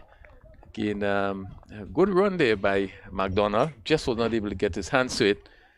So Hodge pick up 2. Not getting hold of that sweep shot. Alexis. Right arm over the wicket to Hodge. Hodge again looking to pull, not again getting hold of this one. Shorter in length there. As he was looking to exploit that mid-wicket area. Maybe trying to hit it over forward square leg. Pick a run in the process. 9 without loss. The leg side field short fine leg and backward square just to the right of the umpire. And this one is swung down to mid-wicket, and that goes down to the boundary for 4. Hit just over forward square. The fielder on the boundary is at mid-wicket, much squarer. And that went down to the boundary for 4. So Jelani Robinson. Yeah, good shot. Well executed there by Robinson. This ball just angling on middle and leg, and with no fielder set on the backward square leg boundary. A safe shot by Robinson. Short delivery swung. Where does this one go? Down to the man, down on the mid-wicket boundary. Just probably a little bit lucky at short delivery. Only conceded a single. As Robinson hit it all along the ground. Kavem Hodge come back into strike. As Alexis to Hodge, short again, not getting hold of it there. Hodge looking to pull, probably a quicker delivery. Just being able to get it forward square leg, and the backward square just coming into field. So another single to Hodge. He's on 9 from 7 deliveries. It's the right-handed Robinson gets lifted this one. Where does this go? Over mid-off for 6. Good shot. Ball pitched up, and he got under it and lifted it over long off and conceded the first 6 of the inning. Bayleaf Blasters 21 without loss, and there we have into the second over. They are 21 without loss. Yeah, a good shot there by Robinson. The bowler Alexis just missing his mark, and Robinson quite capable of hitting this one over long on. There was nobody at long off, sorry, and just a regular mid off, and this one just going way over the boundary for 6. A lovely shot by Jelani Robinson. Well, that would give him quite a bit of confidence. He's on 12 and really haven't really strike in this tournament so far. I know he did not play in the game before, I think, and this will give him some confidence. Jackson in his second over. Short delivery, hit down to backward square and straight to the fielder on the boundary. And what a big wicket Kavem Hodge there. Again, just more or less helping this one. And the fielder on the backward square boundary, really taking an easy catch. As we look at the replay there, you know, it didn't have to move much, and the ball traveled really quickly. And the loss of an important wicket, 21 for 1 into the third over. Yeah, really didn't get enough on this one, Kavim Hodge, and finding the ball, the fielder on the square leg boundary, just moving in smartly to take a very good catch. Kavim Hodge being dismissed, it's a big blow there for the Bayleaf Blasters. He has been the one really scoring heavily for them in this tournament. You can see the disappointment on Hodge. He came off the, you know, just shaking his head, you know. But it was a good shot. It's just that he picked up the fielder who was on that backward square, and really he didn't have to do much, but just accepted the catch. You probably look as though there was a little juggle, but was in control. And Jackson picking up the very important wicket of the informed Kavem Hodge. So the left-handed Devon Smith comes in the strike. Batsman cross in the process. So Robinson is going to face, this is a short delivery. Kept low again, and Robinson was getting into position for the pull shot. Probably was a slow delivery, but did kept low by signal. It's 22 for 1. 86 required from 46 deliveries. Jackson into his second over, pick up 1 for 6 so far. So happy in a good start by Jackson. A left-handed Devon Smith, captain of Bayleaf Blasters, will want to play a captain in innings. As this the field. Short third man, cover, extra cover made off. They all in the circle. Backward point right back on the boundary. I knew Devon Smith. Really loves the cut, really a good cutter. Jackson, short. This one is played down to backward square. Well played by Smith, just getting over it. And Cotoy on the backward square boundary, coming in, moving very quickly. So he's off the mark with 1. Interestingly, John, we see that some Cotter on the backward square boundary, really one of the better fielders on the team, and I think they would have worked it out well in that having Cotter on the backward square boundary for Smith. Likewise, the point, the backward point on the boundary for Smith. So they looking to put, you know, the right fielders in various positions. Short delivery hit to mid wicket, not getting hold of it there, and looking for a run there that really was not on Robinson. Again, ball making some height there. And, yeah, I think you're quite right, Crony. Cotoy on the deep backward square leg boundary for Devon Smith, and you're in the power play, so you want to stop as many boundaries as possible. So Robinson is on 12. Faced 7 deliveries so far as Jackson. And this one is played. Lovely shot back past the bowler, and they're going to run close into the boundary for 4. All up time in there as really plays. Just push it back past the bowler. Again, getting into the right position. And as we look at the replay there, nothing much, but just getting in the position and stroking it back past the bowler for 4. Lovely shot by Robinson. Lovely shot. Never an easy shot to play. Hitting the fast bowler on the up, and this one going past made on. Well executed. A lovely shot by Robinson. 27 for 1. Robertson moved to 16. Jackson. And this one is played where? Down to backward square again. Firmly down to that fielder at backward square. We just have to come in just a little bit to his right. So one more to Jackson as it completes the third over. Bayleaf Blasters 28 for 1. Still looking to get 80 from the next 42 deliveries. Yeah, Robinson rolling his wrist on this one, controlling it well down and to the fielder down at the backward square. Very good shot by Robinson. He's on 17 and looking better and better this over. Played beautiful shot, push back past the bowler. And in that last delivery really was in control, playing it well. Just was a little unfortunate, it went straight to the field at the backward square leg. So Alexis, Jackson finishes his 2 overs and 1 for 12. Good start by Jackson. Alexis in the second over. This is short outside the off stump. Wide signal as we are here to keep Benjamin really jumping and appealing. Umpire Manor signal a wide. 29 for 1. As Alexis once more short. This one is hit down to backward square for 4. Again, a loose delivery. And just split the backward square and the short fine leg.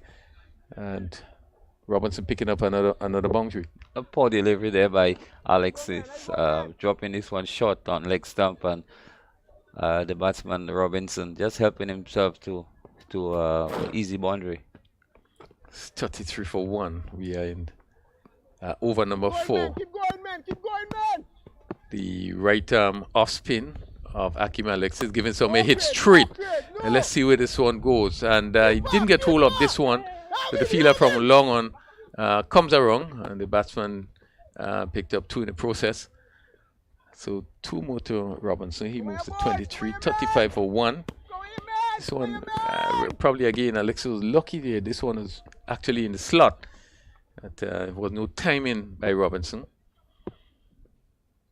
As Alexis once again giving some air, straight to backward point cutter very quickly, preventing any run. The score remains 35 for 1 over number 4. Last over of the power play. As Alexis, this one is pulled over mid-wicket, over the backward square, and it's going to cross the rope for another important boundary score there by Robinson. 39 for 1.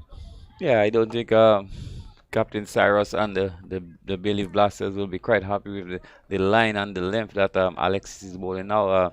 With the vacant deep backward square, there's nobody on the deep backward square, and bowling the ball leg stump, and Jelani Robinson again hitting an easy boundary over backward square. With no change to the field. Alexis again short, and he's back and hit to cover. Again, there's no chance of a run. He's giving himself some room there, Robinson. Trying to beat the cover, but just went straight to the cover fielder. Scoring 39 for 1. As Alexis short delivery hit again, and he's going to pick up a single there, but be disappointed really not making full use of that short delivery. So 1 more at the end of the 4th over. Bayleaf Blasters, they are 40 for 1, and certainly Robinson would be a little disappointed that last delivery not being able to put it away. Yes, short delivery by Alexis, and Robinson rocking back and hitting it to the right of the fielder. The fielder making an excellent stop with 40 for 1 in the power play overs.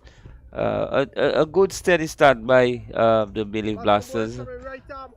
Good contest between bat and ball so far, Crony. Yeah, at scoring at 10 runs and over. They will want to maintain that, not to drop under that. Alexis finished none for 27 in 2 overs. Jackson, 1 for 12 in 2 overs. It's 40 for 1. As Moses gonna pick it up from this northern end, or the commentary booth end, or the Dabo end for those of you who know this area. And he's gonna bowl his first delivery to Robinson, and Robinson is just playing this on straight to cover. Ambris There's no chance of a run. Just seemed to pull it on his arm there as he threw that ball. Just seemed to have some difficulty with that right arm. Still holding on to that arm. Yeah, he's definitely favoring his right shoulder. As Moses, his second delivery. And this one goes in the air as he's looking to swing. The third man is running back. Let's see. And it seemed to have gone all the way. Robinson looking to hit to mid-wicket, coming off the edge and flew over third man. And he picked up an important 6. I tell you, Crony, these bats these days, it's only these bats that are so compact that would get this ball over. Robinson looking to hit over mid wicket, and this one peeling off the edge and going down to third man for 6. Yeah, and interestingly, not a short boundary. Not a short. Really cleared the third man area. And so 6 to Robinson. He moves to 34 as Moses. Another short delivery hit down too long on the fielder, coming around really quickly here and just stopping inside the boundary. So Robinson moved by 1 more. He goes to 35. So far he has faced 18 deliveries, 47 for 1. We are in the 5th over. Bayleaf Blasters need a further 61 from 33 deliveries. The left-handed Devon Smith comes into strike. Scottoy just bring in the cover a bit squarer, cover on the boundary. So the field is a short third man, a point in Cotter himself, cover and long off on the boundary. So we have the extra cover on the boundary and the long off on the boundary on the offside. Moses to Smith, and Smith is cutting this one down to the backward point. The cover has some running to do, and they're going to pick up 2 in the process. Again, just getting on top of this one and steering it down to that point position. So 2 more to Smith. He's on 3. Only faced 2 deliveries so far. 49 for 1 and 59 from 32 deliveries. Yeah, good platform for Bayleaf Blasters. Alex Moses. Right arm, just about medium pace to Smith again. Smith is looking to really pick that gap between Cotter at point and the short third man, making no contact, and this ball just staying down a bit. Yeah, this delivery just dying before it gets to the keeper. The keeper just collecting it on the bounce. 9 runs in this over so far. We'll want to maintain at least 10. And for this delivery, Smith again is down the track and out, caught at the wicket. Really a loose shot there by Smith, and probably premeditated. Coming down the track, looking for the big drive, taking the outside edge, and the keeper coming up with a catch. A very important wicket there at the end of the 5th over. You can see him having to stretch for that delivery, and Smith going caught by the keeper of the bowling of Moses. Just for 3, 49 for 2 after 5 overs. Devon Smith maybe a little bit frustrated has been in the non-striker's end and haven't really get too much at the strike. This one we see him coming on the wicket and looking to hit over the infield. Unfortunately, getting the outside edge, and a good catch by the wicket keeper. Devon Smith going for only 3. Bayleaf Blasters losing the second wicket at 49 for 2 after 5 overs. The game is interestingly poised now, Crony. It could go either way. In the balance, it is in the balance. The halfway stage, 49 for 2. But interestingly for Bayleaf Blasters, more importantly for Bayleaf Blasters, they lost the wicket of Smith and Hodge, 2 of really the mainstay. So it will be a challenge. The right arm leg spin of the captain Cyrus, wearing the number 10 shot. Gonna pick it up from the southern end. Robinson on 35, and really it will be important for Robinson to continue to steer this team. Still 59 runs needed from this 5 over 30 deliveries. We see the offside field, short third man and a cover. And then there is a long off on the boundary, a cover on the boundary, a backward point on the boundary. Cyrus. Short delivery. Again, he's looking to cut. No contact. We will Benjamin once again reloading his appeal. 49 for 2 in over number 6. Robinson faces the leg spin of Cyrus. Another short delivery. No timing. Pick up a single in the process of the cover. Just come around. That's 50. 50 for 2. And it's 50. 5.2 overs. And there we see Nutmeg Warriors really crawling back into this game. The right-handed Dennis Smith now faces Cyrus. Again, this one plays straight to cover again. No chance of a run. Keeping it pretty tight to Cyrus. Just going for 1 of 3 deliveries. Keep going, your man. Keep going, your man. Dennis Smith. Another short delivery. Goes down to third man for 4. Again, giving himself room. Looking at it square. Didn't get it the way he wanted it, John. But the result he was looking for, he actually got it. Yeah, this one just peeling on the outside edge. Cyrus really not bowling slow. He's really pushing this deliveries through. Dennis Smith using the whiff and also his ability to run the ball down to third man and collecting 4. Yeah. Very fortunate. It was really just around middle stump he hit that ball off, And Cyrus just shot up of a good length, but really skidding through. And this one again, same trajectory, goes down to Kotoy on the point boundary. Again, ball not bouncing much, but picking up a single. Smith, he's on 5. 55 for 2. Cyrus, so far in his first over, going for 6 runs. And he's about to bowl his final delivery to Robinson. And Robinson again is looking to swing again. Let's see, probably comes off the keeper. Yeah, by signal by the umpire. That completes the 6 over, 56 for 2. And Bayleaf Blasters still requiring 52 from 24 deliveries. An excellent over there by Captain Cyrus, coming in and really putting the bricks on the Bayleaf Blasters. Bayleaf Blasters 56 for 2. Crony, 4 overs remaining. They would need some big boundaries. Yes, certainly they will need to really be hitting the boundaries. Not much boundaries have been hit, but I think they would really need to step up in terms of the boundaries. Still requiring 52 from 4 overs. Robinson, his best score of the tournament so far, 36. And he will really want to improve on that if they're going to get to that score. I think it's important that Robinson stay there as long as possible. Yeah, well, he's his set batsman. He's on 36 from 21 deliveries. He has been there from the start. So the Bayleaf Blasters would really want him to stay and carry on up until the end of the innings. Sheldon Joseph pick up the attack from this northern end, and he's going to bowl to Jelani Robinson. And this right arm over the wicket to Robinson, wide, and this one is played down to the cover fielder on the boundary, and he's looking for 2.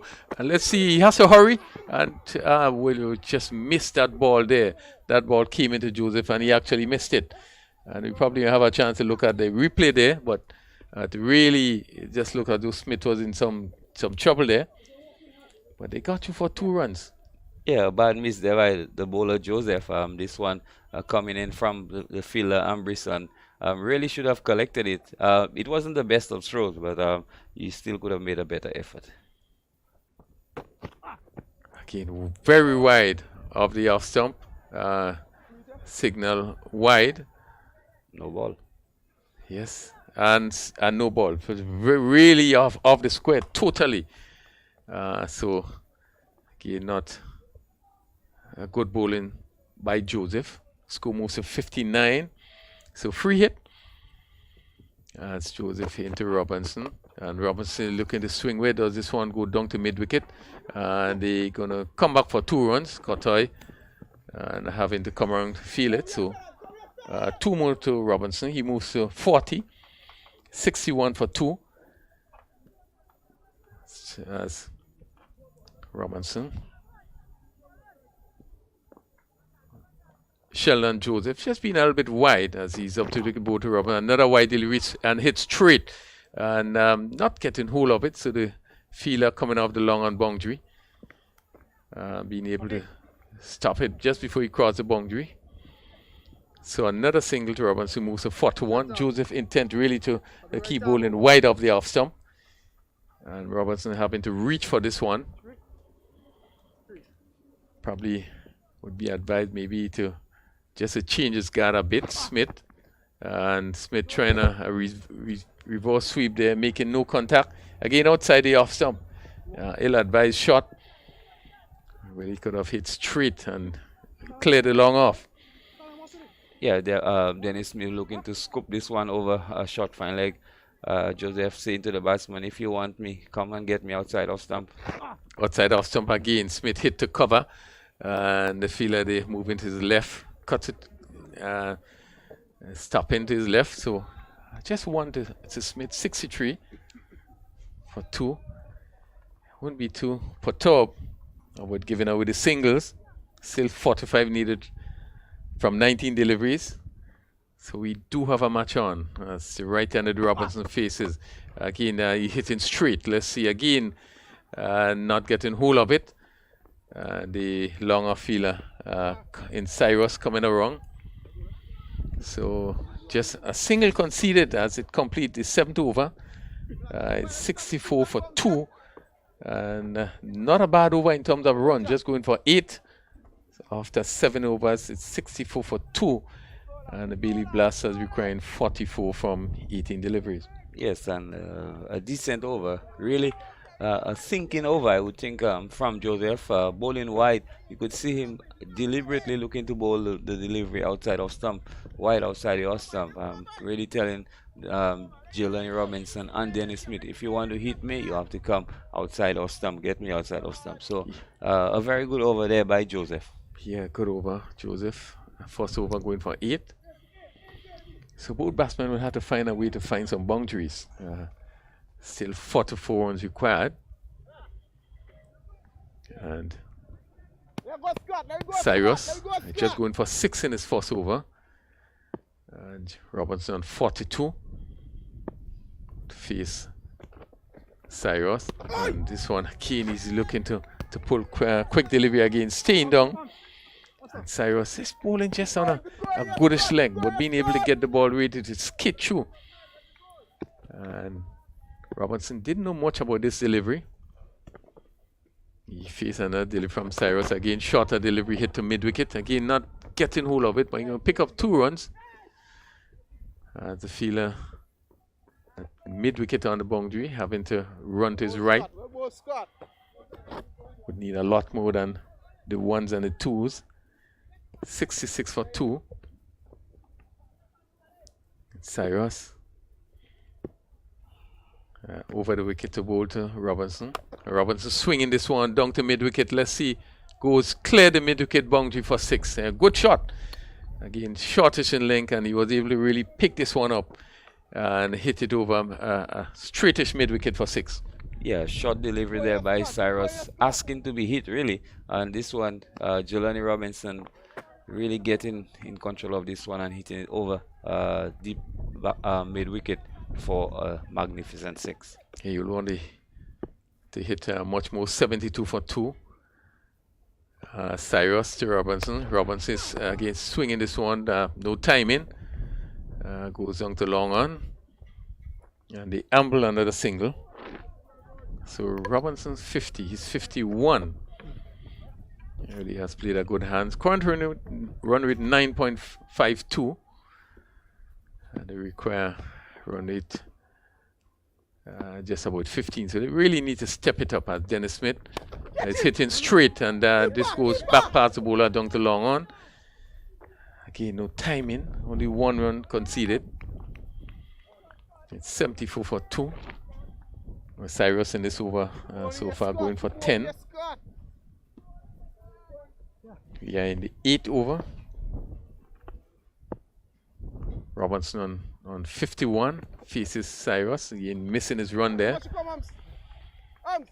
Really would require some boundaries. Would love to finish with a boundary. Let's see. Cyrus again, short delivery past the keeper, and they're going to pick up a single. A wide signal. Probably getting this delivery to bounce quite a bit. A wide signal by the umpire.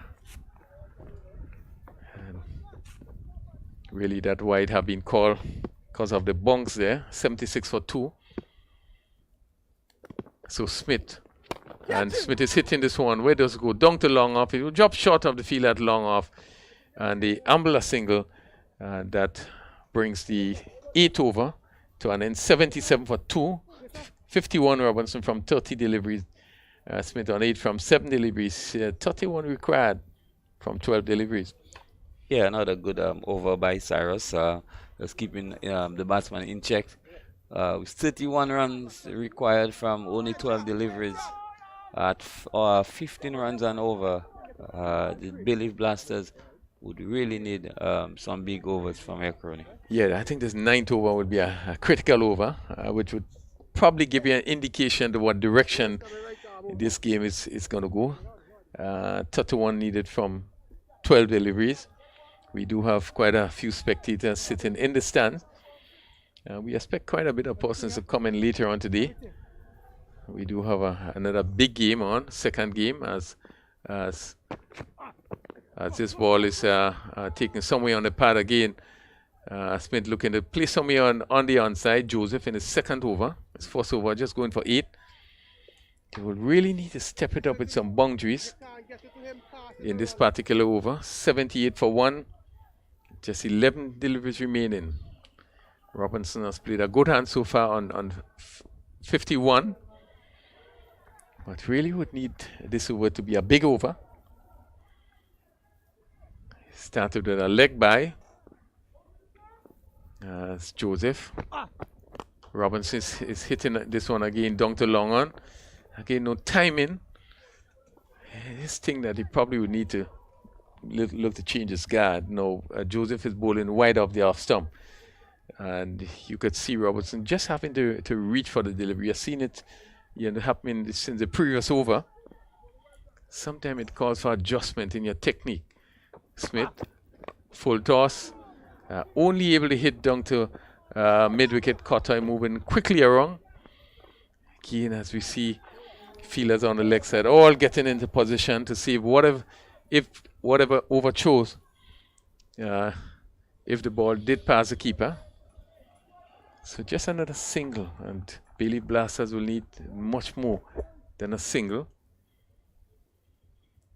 As Joseph, again outside the off stump, no contact made again by Robinson. Again looking to hit leg side.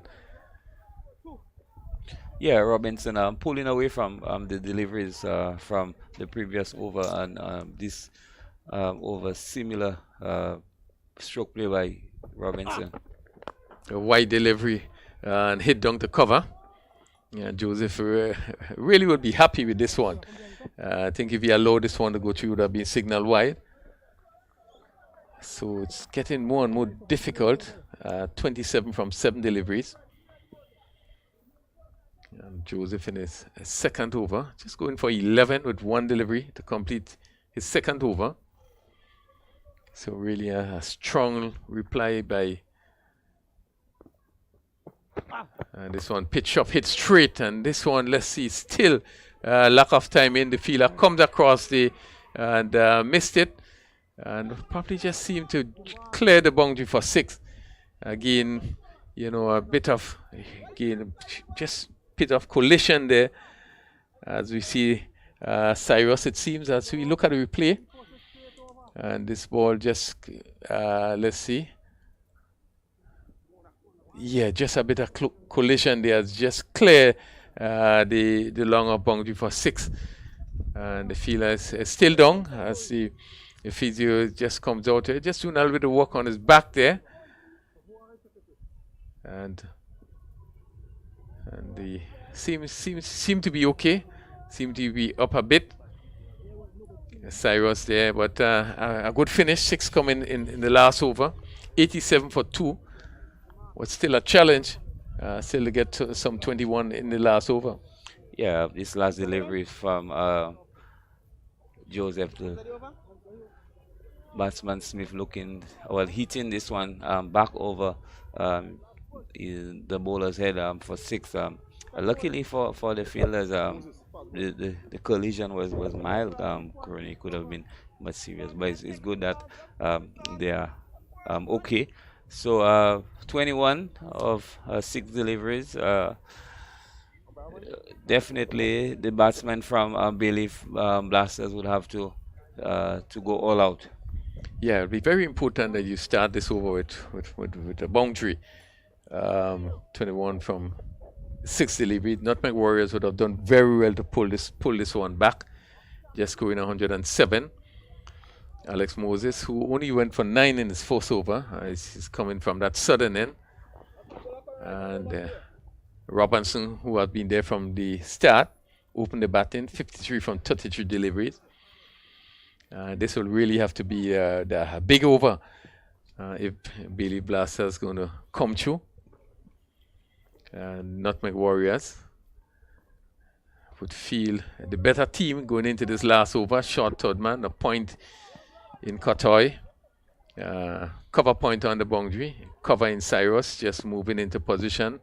And a long off on the offside as Joseph. And again, no contact there as the batsman looking to hit, and they take a single in the process. By signal by the umpire. Again, Robinson looking to swing somewhere on the leg side. So it's 88, just 5 deliveries left, and really we need to see some boundaries if they're going to get up to that 108 needed for victory. The right-handed Dennis Smith faces Joseph. Short delivery makes no contact. And again, taken by the keeper. Smith looking to cut. So really a good over by Moses. Alex Moses. Sorry, Alex Moses. 1 for 9 so far in his second over. As he's on his way to bowl to the right-handed Smith. And Smith is looking to drive, hit on the pad, out leg before there, looking for the big shot. And missing this one, being struck in front. And Moses picking up his second wicket. It's 88 for 3. And Bayleaf Blasters losing another wicket. And really is up against it. Yes, Smith just missing a straight delivery there by Moses, and Crony, this game is over. 3 balls, 20 runs. The Nutmeg Warriors basically booked their place into the finals on Monday. Yes, strong performance by the Warriors. I think they came out and really bowled well. I think none of the batsmen really got going, and really it has been a struggle for Bayleaf Blasters. So it looks pretty sure now that the last year's winner is going to book their position as the first team that qualified for this big final on Monday. This one is struck down to long off. The fielder coming around and just missing this one as it goes over the rope. And it's picked up a boundary, and Saint-Hilaire, first delivery hit for 4, 92 for 3.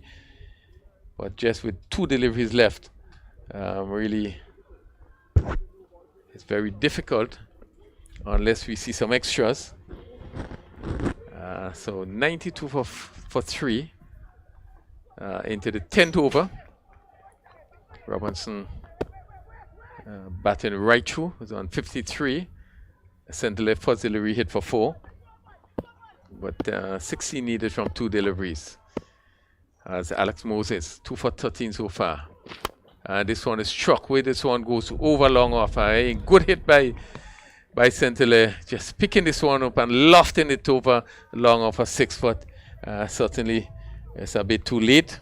Yeah, a little too late by Saint-Hilaire. You could see Saint-Hilaire really looking to hit the ball over mid-off or extra cover, unlike Robinson, who was looking to tug the ball from off to leg. And Robinson really missing out a lot of deliveries. Yes, I agree with you.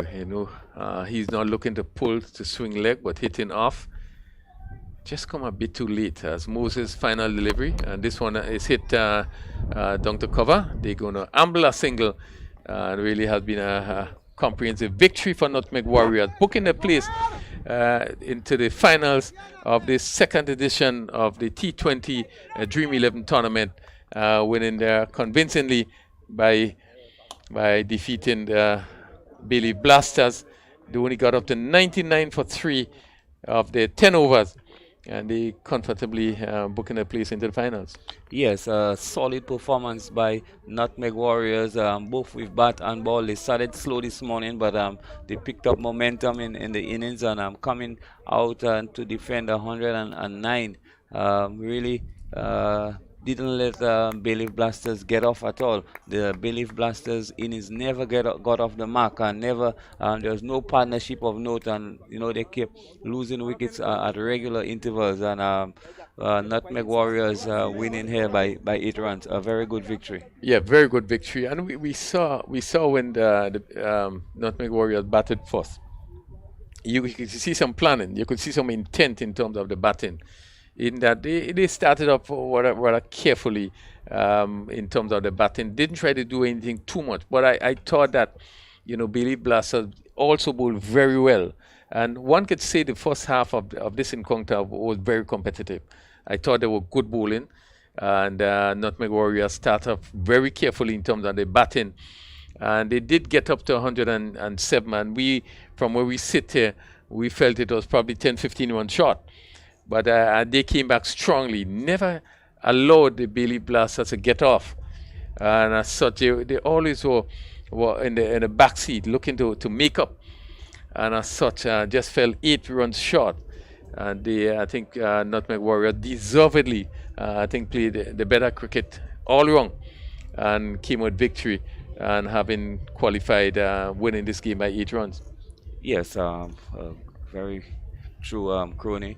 Bayleaf Blasters really not coming to the party this morning, and Nutmeg Warriors, who from yesterday they showed the intent that they really wanted to be in the finals. They chased down 120 odd yesterday, and today coming, and you're right about the intent. We could have seen under planning that was put through, and it's really nice that you could see that Nutmeg Warriors into the finals. So we have seen Nutmeg Warriors and the team that won the first edition 2021, a team that won the tournament, has booked their spot, the first team in the finals of this 2022 second edition of the Dream 11 T10 tournament. Really playing really good cricket. I think all-round cricket. Being able to win this game today by 8 runs, and as such, they should feel very proud with the sort of cricket they played. They didn't score a lot of runs, but they had to bowl well, and I think that they really bowled well. And I think looking at the coach here, Junior Murray must be happy with their bowling performance, even though they probably was not too happy with the batting. But they really bowled well, and we didn't see the likes of Kotoy bowling. So I think the bowlers that would have bowled really would have done a great job. Just a look at the scorecard. We saw Jelani Robinson. He batted short inning, and not out on 53, and faced 34 deliveries.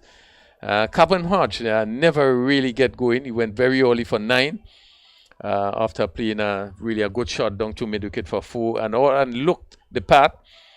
But he went caught by Moses bowling of Jackson.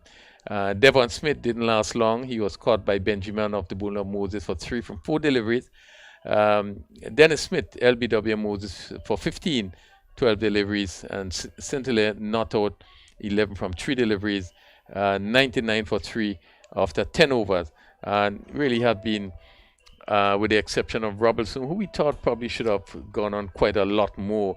I think really getting out of shape most of the time, so was not able to get the ball away as he should.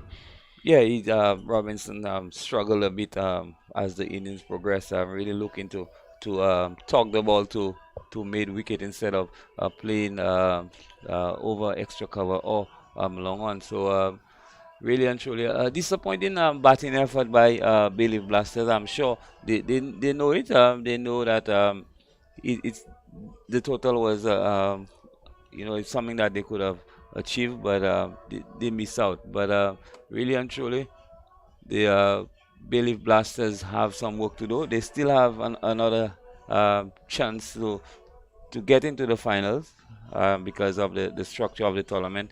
But definitely they would have to come a little better. But the Nutmeg Warriors, a good victory. Yes, I think they will be unhappy. They really didn't bat well, and Soche wasn't able to get up to that 108 needed for victory. Quickly, the bowling: Hassan Jackson 2 overs, 1 for 12. Alexis 2 overs, none for 27. Moses 2 overs, 2 for 20. Cyrus 2 overs, none for 19. Joseph 2 overs, none for 17. And the total 99 for 3. Sherry's, you have someone down there. Let's go over to Sherry's.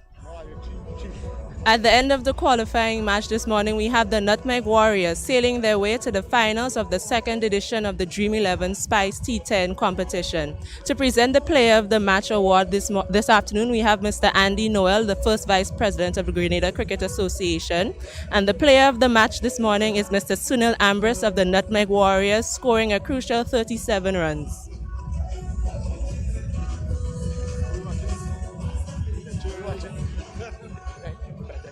Okay, Sunil, this is just your second match of the tournament and you've wasted no time in stamping your authority. How was it like for you on the pitch today? It's actually my second game in 6 months. It was a bit difficult at the start. I think the wicket was deteriorated from yesterday. I think it was a bit better yesterday, but as I got into it, I think I got a bit better. It's your second match in 6 months and you're on your way to the finals. What can we expect from you on Monday? Well, whatever I do, once we win it, I think we've been playing good as a team. I've been watching all the games that the team has been playing, and I think today it was a complete team effort. It just wasn't me, it was everybody. So once the team wins, I'm just happy to contribute in whatever way. Okay, well said, and all the best in the finals on Monday. Thank you. That was terrible. Yeah, interesting comments, Ambrose. You could hear him say that was terrible. But yeah, I think Ambrose did bat well. He started slowly and build the innings. Yeah, struggled a bit, but certainly you see there was a plan. They had a plan, and I think that their plan would have worked better, and they come with victory in this first fixture for today. So the news: Nutmeg Warriors has booked their place in the finals. Now wait the second qualifying spot for the final to be played on Monday. We take a break now, and certainly we will join you for the second encounter, which will start just about 2:30 later on this afternoon.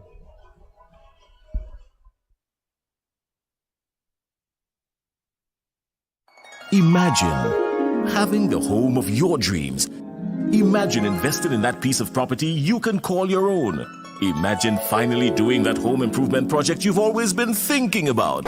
It's time to stop imagining and start doing. Let the GUT Credit Union help you take the first step with fantastic rates, affordable repayments, and reduced legal fees. Make the move. Get better terms on your mortgage. Use your home equity to make those dreams a reality. Act now. There's really no place like home. GUT Credit Union. It's where you belong. The final weekend in the Dream 11 Spiceal T10 2.0 cricket tournament fast approaches. And Grenada, it's time to fill the stands. This Saturday 16th and Sunday 17th April, it's the T10 playoffs. The top 4 teams will look to book their place in the grand final on Monday 18th April. Game times 11:45 a.m. and 2:30 p.m. Saturday and Sunday matches $5 EC. The grand final Monday the 18th $10. Bring the drums, count shell, coolers. It's the biggest stadium line and catch all the action on this station. The Dream 11 Spiceal T10 2.0 cricket tournament. Love the game.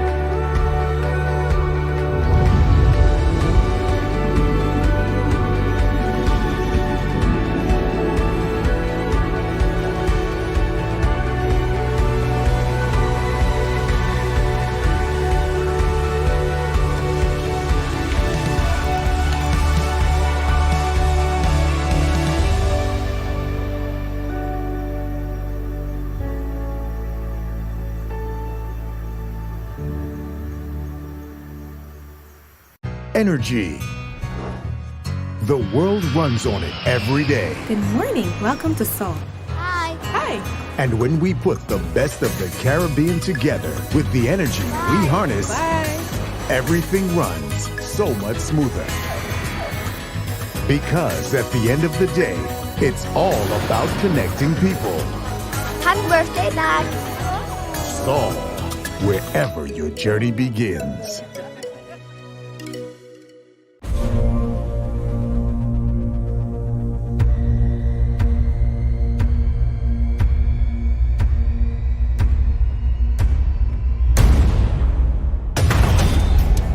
The biggest and safest summer festival in the region, August 8th and 9th. Let's go to Grenada for Spice Mass. Call your booking agents and get your tickets today.